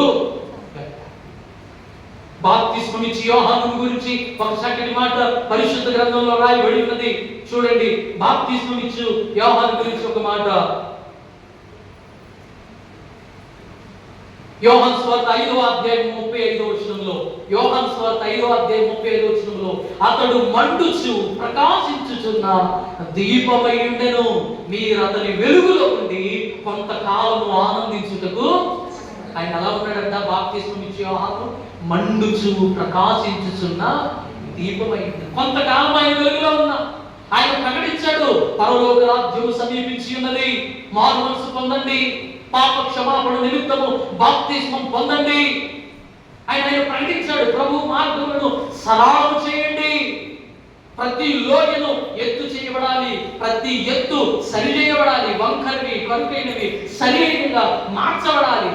వెలుగును ఆయన పరిచయం చేశాడు. కొన్ని దినాలు ఆయన కూడా మండుచు ప్రకాశించుచున్న వెలుగుగా ఉన్నాడు. ఆ తర్వాత నిజమైన వెలుగు వచ్చింది. ఆ నిజమైన వెలుగులో మనం కూడా ఉండి అనేక మందిని వెలిగించు వారముగా మనం ఉండాలి. మత్తయి సువార్త 5వ అధ్యాయం 16వ వచనంలో మనం చూస్తే, మనుష్యులు మీ సత్క్రియలను చూచి పరలోకమందున్న మీ తండ్రిని మహిమపరచునట్లు వారి ఎదుట మీ వెలుగు ప్రకాశింపనివ్వండి. ఖచ్చితంగా మనుష్యుల ఎదుట మన వెలుగు ప్రకాశింపబడనివ్వాలి. లూకా సువార్త 2వ అధ్యాయం 52వ వచనంలో కూడా అంటాడు కదా, యేసు జ్ఞానమందును వయస్సునందును దేవుడి దయయందును మనుష్యుల దయయందును. నా భక్తి ఎంతో దేవుడికి తెస్తే చాలు, నా విధానం ఏంటో దేవుడికి తెస్తే చాలు, నేను దేవుడికి కాదు. నిన్ను గూర్చిన సాక్ష్యం మనుష్యులలో కూడా వినిపించాలి, మనుష్యులలో వినిపించాలి. నీవు నిజమైన వెలుగుగా అనేక మందిని వెలిగించగలగాలి. మనుష్యులు మీ సత్క్రియలను చూసి ఎవరు మహిమపరుస్తారు? మన సత్క్రియను చూసి మనుషులు దేవుణ్ణి మహిమపరచాలి. కానీ కొంతమంది ఉన్నారు, అన్య జనులలో నా నామము దూషింపబడుచున్నది మీ వలనే కదా. మన దేవుని నామము దూషించబడాలన్నా, మన దేవుని నామము మహిమపరచబడాలన్నా ఎవరి చేతుల్లో ఉంది? వెలుగులోకి వచ్చిన మన చేతుల్లోనే ఉంది. అనేక మంది దేవుడిని చూసి మహిమపరచాలంటే మనము వెలుగుగా ప్రకాశించాలి. పరిశుద్ధ గ్రంథంలో ఇంకా చూస్తే దానియేలు గ్రంథం 12వ అధ్యాయం 3వ వచనంలో, బుద్ధిమంతులైతే ఆకాశ మండలంలోని జ్యోతులను పోలిన వారి ప్రకాశించెదరు, నీతి మార్గమును అనుసరించి నడుచుకున్నట్లు ఎవరు అనేకులను త్రిప్పుదురో వారు నక్షత్రము వలె నిరంతరమును ప్రకాశించెదరు. మనం ఎప్పుడు ప్రకాశిస్తాం? వెలుగులోకి వచ్చినప్పుడు. మనం ఎప్పుడు ప్రకాశిస్తాం? సత్క్రియలు చేసినప్పుడు. మనం ఎప్పుడు ప్రకాశిస్తాం? సువార్తను బాప్తిస్మం ఇచ్చి యోహాను వలె ప్రకటించినప్పుడు. మనం ఎప్పుడు ప్రకాశిస్తాం? అనేక మందిని దేవుని వైపు త్రిప్పుతామో మనము ప్రకాశిస్తాం. ఎవరినో స్టార్ పిలవటం కాదు, మనమే ఒక స్టార్ అయిపోతాం. క్రైస్ట్ స్టార్ మనం, క్రీస్తు యొక్క నక్షత్రాలు మనం, దేవుని యొక్క నక్షత్రాలు మనం. వెలుగుతున్నారా? ఇంకా చీకటి ఎక్కడో ఏదో మూల ఉండి మీ జీవితాన్ని కలతపెడుతుందా? చీకటి నుంచి వెలుగులోకి వచ్చే యేసయ్య నీ కొరకే వచ్చాడు, నీ హృదయంలో నివసించడానికి, నిన్ను బలపరచడానికి, నిన్ను సంపూర్ణంగా పాపం నుండి విమోచించి. అంటే ఈ లోకంలో వాళ్ళైతే మనకు గుర్తు చేస్తారు, నువ్వు అప్పుడు అలా చేసావు, ఇప్పుడైతే వైట్ డ్రెస్ వేసుకుంటున్నావు, సూట్ వేసుకుని తిరుగుతున్నావు, కానీ అప్పుడు ఎలా బతుకో తెలీదా అని అంటారు మనల్ని. కానీ మన దేవుడు మన మునుపటి జీవితాన్ని ఇక ఎప్పుడు జ్ఞాపకం తెచ్చుకుంటాడు. మనం ఎంత పాపి అయి ఉన్నామో, మనం ఎంత మోసపూరిత జీవితంలో జీవించామో, ఎంత కపట హృదయంతో జీవించామో, ఈ లోకస్తులు ఒకవేళ మనల్ని ఎత్తి చూపించవచ్చు. కానీ దేవుడు ఇక ఎప్పటికీ మీ పాపములను నేను మిమ్మల్ని నీతిమంతులుగా మార్చాను, మిమ్మల్ని పరిశుద్ధులుగా మార్చాను, మిమ్మల్ని యథార్థవంతులుగా మార్చాను. మనం కూడా ఒక్కొక్కసారి జ్ఞాపకం తెచ్చుకుంటాం. ఏమని ప్రార్థన చేసేటప్పుడు, ప్రభువా నేను పురుగున్నాయినా, దోమన్నాయినా, అయినా సెప్టిక్ ట్యాంక్లో దోమన్నాయినా. ఏంట్రా ఎలా ప్రార్థన చేద్దామంటే, మరి అబ్రాహం చేశారు కదండి, తగ్గించుకుని లేదు, అవసరం లేదు. ఎప్పుడని ఒకసారి ఇలాగే చెప్తుంటే, పాస్టర్ గారు ప్రార్థన చేయకూడదు అని వచ్చిందో కాబట్టి ముందుకి అమ్మ చెయ్యొచ్చు, ఎప్పుడు ప్రార్థన చేయాలి చెప్పినది. నువ్వు కొత్తగా బాప్తిసం పొందుతావు, కొత్తగా ఆలయంకి వస్తావు, కొత్తగా దేవుడి గురించి నేర్చుకుంటావు. నీ మునుపటి జీవితం అప్పుడు జ్ఞాపకం తెచ్చుకుని ఎంతగా రక్షించావయ్యా, నీకు వందనాలు అని ఆయనకి థ్యాంక్స్ చెప్పుకోవాలి. నువ్వు ప్రార్థనకు వచ్చి ఎన్ని సంవత్సరాలు అయింది? మరి శానిటోరియంలో ప్రారంభ క్రైస్తవులు మా తాతగారులేనండి.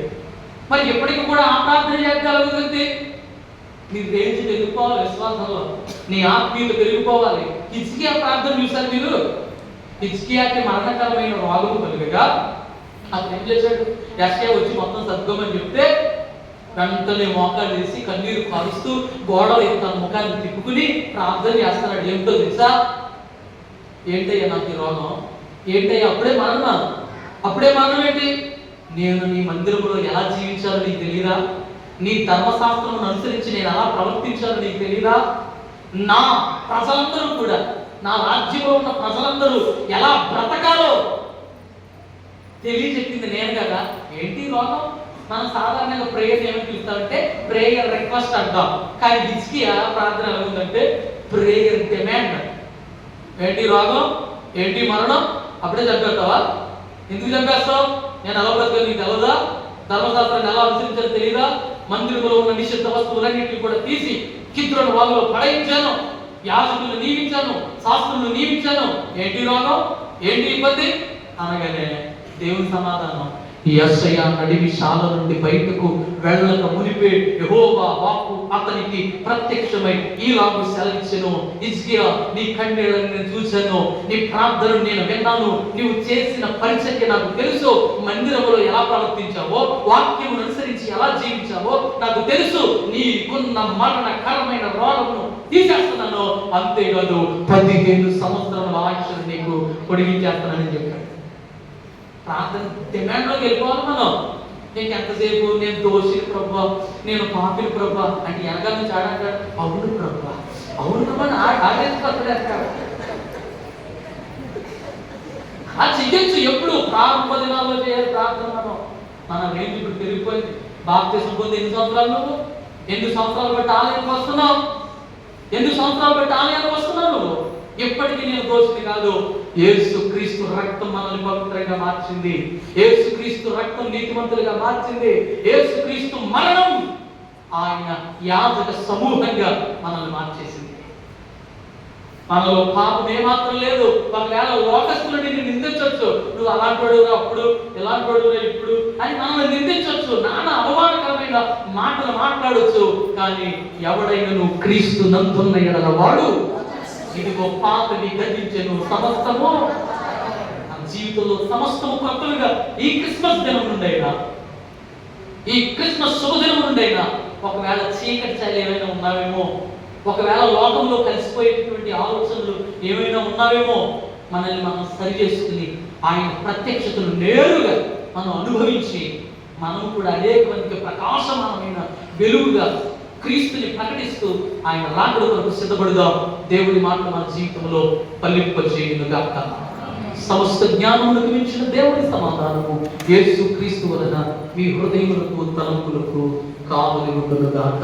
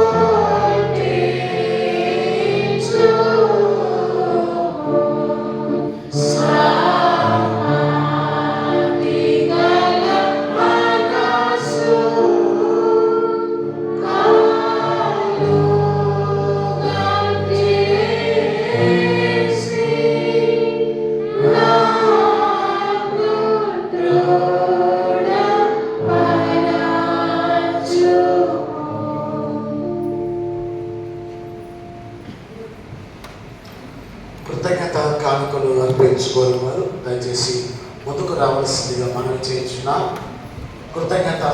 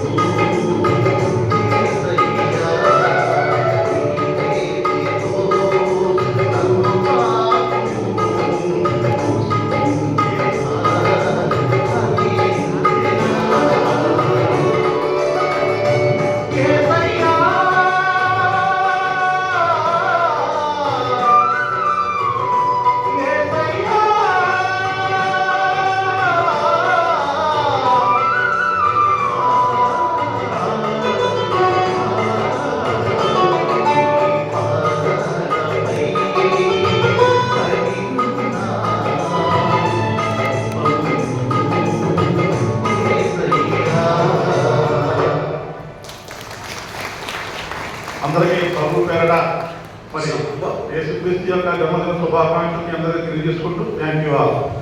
సమయంలో యూత్ గైడ్స్ ప్రత్యేక పాట పాడతారు.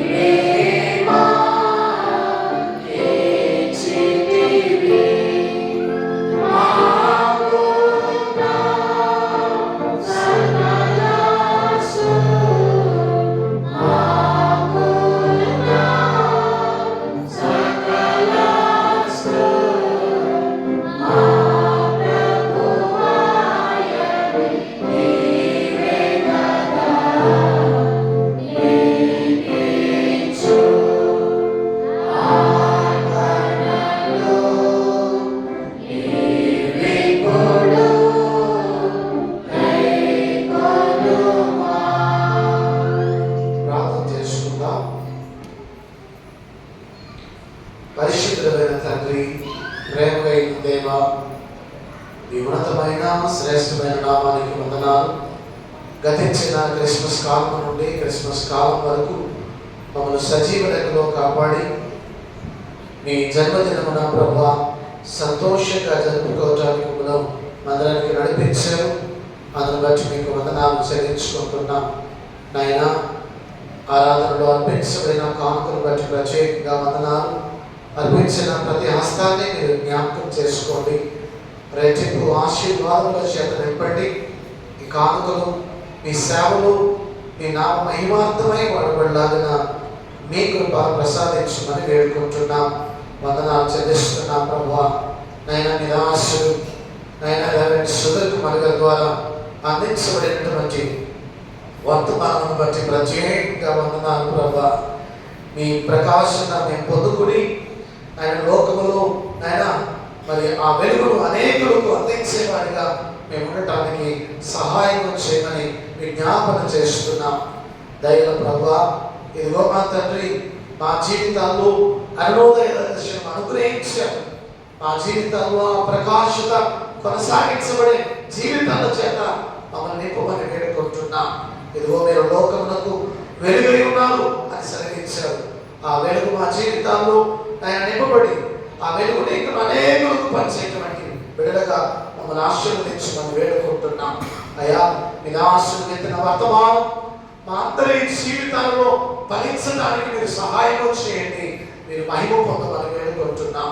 దగ్గర ప్రభువా, మరి నాయన ఒక గొప్ప సాధనంగా మీరు ఆశీర్వదించి మీరు వాడుకుంటున్న విధానం కొరకు ప్రత్యేకంగా వందనాలు స్తోత్రాలు చెల్లిస్తున్నాం.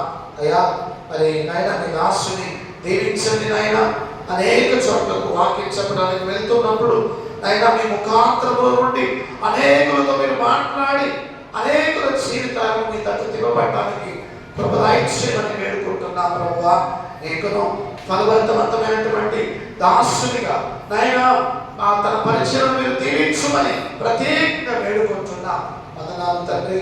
నాయన గత మా ప్రభా దినముల క్రితం ఆయన మరి చేతికి యాక్సిడెంట్ అయ్యి ఆయన చేతి ఫ్రాక్చర్ అయింది. నిన్నటి దినాన ఆ పెన్సై తీశారు ప్రభువా. ఇంకా నా చేయి పూర్తి స్వస్థ పొందటంలో సహాయం దయచేయమని విజ్ఞాపన చేస్తున్నాం. మీ దీవెన చేత నింపండి ప్రభువా. నాయనా, ఇచ్చిన సత్యమని మీరు ఆశీర్వదించండి. ప్రెగ్నెంట్గా ఉన్న దాసురాన్ని ఎవరి సుఖకరమైన ప్రసవాన్ని అనుగ్రహిస్తూ మీ ఆశీర్వాదం చేత నింపుమని ప్రత్యేకంగా వేడుకుంటున్నా. ఎవరి బిడ్డగా మా తండ్రి గొప్ప సాధనంగా మీరు నడిపిస్తున్న విధానం కొరకు వందనాలు స్తోత్రములు చెల్లించుకుంటున్నాం. వెలుగుతోళ్ళు ఈ బిడ్డ చేస్తున్న పరిచర్య అంతటిని మీరు ఆశీర్వదించండి. దీవెన చేత నింపండి. అక్కడ సగమును కూడా అభివృద్ధి పరచండి. మీ ఆశీర్వాదం చేత నింపమని వేడుకుంటున్నాం. అయ్యా, మీ దాసుని బిడ్డను కుటుంబమును జ్ఞాపకం చేసుకోండి నాయన. మా తండ్రి తల్లిగారని నాయన మరి తోబుట్టుకుని మరి కుటుంబ సభ్యులందరినీ మీ ఆశీర్వాదం చేత నింపుమని వేడుకుంటున్నాం. తండ్రి మీకు వందనాలు స్తోత్రాలు చెల్లిస్తున్నాం. దగ్గర ప్రభువా, ఇదిగో మా తండ్రి మీద ఆశతో వచ్చిన ఆ సియా గారిని బట్టి కూడా వందనాలు. మరి పరిచయం కూడా మీరు దీవించమని వేడుకుంటున్నాం. దగ్గర ప్రభువా, ఇదిగో మా సంఘమును బట్టి ప్రత్యేకంగా వందనాలు స్తోత్రాలు చెల్లించుకుంటున్నాం. ఈ క్రిస్మస్ పండుగ సంతోషంగా జరిపించుకోవటానికి ప్రతి కుటుంబాన్ని మీరు ఆశీర్వదించిన విధానం కొరకు ప్రత్యేకంగా వందనాలు ప్రభువా. మీ కృప ఆయన వారిని నడిపిస్తూ మీ బిడ్డలుగా మీ సాక్షులుగా వారు నిలబెట్టమని ప్రత్యేకంగా వేడుకుంటున్నాను నాయన. మీకే వందనాలు స్తోత్రాలు. కుటుంబాలు ఉన్న ప్రతి ఆర్థిక అవసరత మీరు తీర్చండి. కుటుంబాలు ఉన్న ప్రతి సమస్య మీరు తొలగించి మీ దీవెన చేత నింపండి. అనారోగ్యస్తులు బాధపడుతున్న బిడ్డలను మీ దగ్గర గాయపడిన హస్తము చేత మీరు ముట్టి స్వస్థపరచుకొని వేడుకుంటున్నా ప్రభువా. ఆయన కుటుంబములు ప్రార్థనా పూర్వకంగా కట్టుబడటానికి సహాయం ఇస్తూ మీ దీవెన చేత నింపమని వేడుకుంటున్నా ప్రభువా. భార్య భర్తలు మీరు ఆశీర్వదించండి. వారికి గర్భఫలముగా ఇచ్చిన బిడ్డలను మీరు దీవించమని వేడుకుంటున్నా. వందనములు చెల్లిస్తున్నాం ప్రభువా. భోజన బల్ల చుట్టూ ఒలివ మొక్కల వలె ఆయన బిడ్డలు ఎదిగి ఫలించడానికి మీ సహాయము దయచేయమని వేడుకుంటున్నాం. తండ్రి నీకు వందనాలు స్తోత్రములు చెల్లిస్తున్నాం. దయగల ప్రభువా, నిన్నటి ఆ సంధ్యా క్రిస్మస్ అంతట్లో మీరు సహాయం ఇచ్చి నడిపించారు. మీ నామ మహిమార్థమై ఆ సంధ్యా క్రిస్మస్ ఆరాధన జరగడానికి చూపించారు. వచ్చారు నాయన. వందనాలు తండ్రి. సహకరించిన ప్రతి బిడ్డను బట్టి మీకు వందనాలు. వారందరినీ మీరు దీవించమని ఆయన మీకే స్తుతులు చెల్లించుకుంటున్నా. దగ్గర ప్రభువా, ఇదిగో ఇద్దరు నాయన ఆరాధన అనంతరం ఏర్పాటు చేయన్న ఆ ప్రేమ విందులో మీ సహాయం ఇవ్వండి. ఏది లోటు లేకుండా అందరికి సమృద్ధిగా సంతోషంలో ఆహార పదార్థాలు మీరు ఆశీర్వదించమని కూడా వేడుకుంటున్నాం నాయన. మీకే వందనములు స్తోత్రములు చెల్లించుకుంటున్నాం. మా పెద్దల పరిచయను మీరు ఆశీర్వదించమని వేడుకుంటున్నాం ప్రభువా. మా స్త్రీల యొక్క పరిచయను మీరు దీవించమని వేడుకుంటున్నాం. యవనస్తులను మీరు ఆశీర్వదించండి. సండే స్కూల్ దీవించండి నాయన. స్త్రీల సమాజం మీరు ఆశీర్వదించమని వేడుకుంటున్నాం తండ్రి. మీకు వందనములు స్తోత్రములు చెల్లించుకుంటున్నాం. మహిమగల తండ్రి, ఇంకను రక్షణ పొందడం వరకు ఉంటే మా ప్రభువా వారందరూ రక్షించబడటానికి మీరు సహాయము చేయండి. మీరే నిజమైన రక్షకుడు, నిజమైన దేవుడు అని ప్రతి బిడ్డ తెలుసుకుంటున్నాను నాయన. ప్రతి బిడ్డ రక్షణ పొందటానికి మీ సహాయము దయచేయమని వేడుకుంటున్నాం తండ్రి. సార్వత్రిక సంఘాలను దీవిస్తూ ఆ సంఘాలలో జరుగుతున్న పరిచర్య యావత్తు ఆశీర్వదించండి. మా దేశంలో మా రాష్ట్రంలో మీరు దీవించండి ప్రభువా. మీ సమాధానము చేత నడిపించండి. దేశంలో రాష్ట్రంలో పరిపాలిస్తున్న నాయకులు నమ్మకంగా తమ పరిపాలన జరిగించడంలో కృపదాయించమని వేడుకుంటున్నాం అయ్యా. మరి రేపటి ఆయన ఆదివారం ఆరాధనలో, వాచ్మెన్ సర్వీస్లో, నూతన సంవత్సర ఆరాధనలో కూడా మీ సహాయం ఇవ్వమని వేడుకుంటున్నాం ప్రభువా. మీ కొరకు చేత నింపండి. మీరు మహిమ పొందమని ఆయన మా సంఘ పరిధిని విశాలపరిచి నూతన విశ్వాసుల చేత సంఘాన్ని నింపి మీరే మహిమ ఘనత ప్రభావాలు పొందమని యేసు నామమున అడుగుచున్నాం తండ్రి. ఆమేన్. పరలోకమందున మా తండ్రి, మీ నామం పరిశుద్ధపరచబడును గాక. మీ రాజ్యం వచ్చును గాక. మీ చిత్తం పరలోకమందు నెరవేర్చున్నట్లు భూమి మీద నెరవేరును గాక. మా అనుదిన ఆహారమును మాకు దయచేయము. అపరాధం చేసిన వారిని మేము క్షమించిన ప్రకారం అపరాధము క్షమించుము. మా శోధనలోనికి లేక దుష్టుని తప్పించుము. రాజ్యము, శక్తి, మహిమ నిరంతరము నీవై ఉన్నది. ఆమేన్.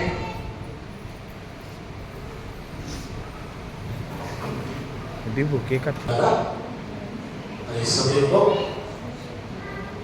మరి క్రిస్మస్ పండుగ కొరకు బైబిల్ క్విజ్ ఏర్పాటు చేసాం. బైబిల్ రిటర్న్ టెస్ట్ మరి ఎక్కువ మంది రాస్తారని ఆశపడ్డాం. ఒక నెల నుంచి నేను 4 వారాల్లో చెప్తా వస్తున్నాను. ఎంతమంది రాశారనుకుంటారు మీరు?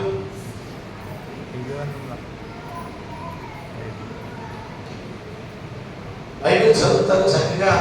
నెల నుంచి నేను అనౌన్స్ చేసి వస్తే మరి ఆదికాండం 25 అధ్యాయాలు 5 ఎగ్జామ్ రాశారు. సంఘంలో ఎంతమంది ఉండగా మరి 5 ఎగ్జామ్ రాశారు. అయినప్పటికీ 5కి ప్రైజ్ ఇవ్వాలని ఆశించాం. మేము మా కుటుంబం తరఫున ఈ ప్రైజ్ ఇస్తున్నాం. హాస్టల్ గారు వచ్చి పేరు అనౌన్స్ చేస్తారు.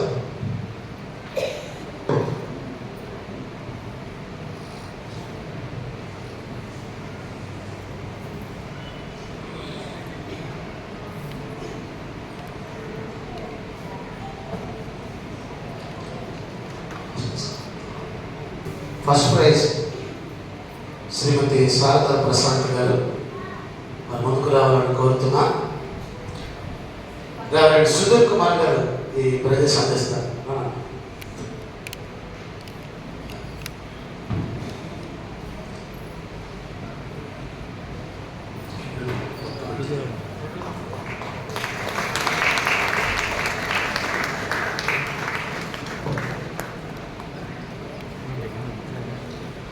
సెకండ్ ప్రైజ్ సేచ్ లలిత్ గారు. ప్రైజ్ ఇస్తుంది.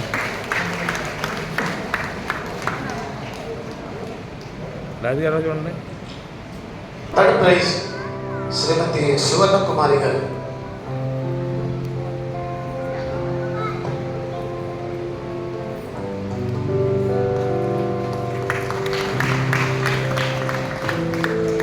మిగిలిన 2 ప్రైజెస్ కన్సలేషన్ ప్రైజెస్ స్వరాజ్యలేల గారు. స్వరాజ్యలేల గారు ప్రైజ్ తీసుకోండమ్మా. మనమే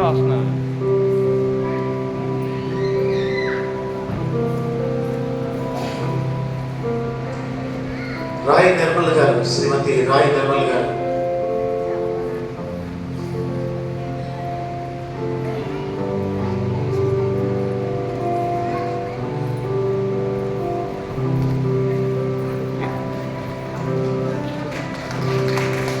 ఇలా ఇవ్వండి. ప్రైజ్ ఇచ్చిన పాస్టర్ గారికి ప్రత్యేక వందనాలు తెలియజేస్తున్నా.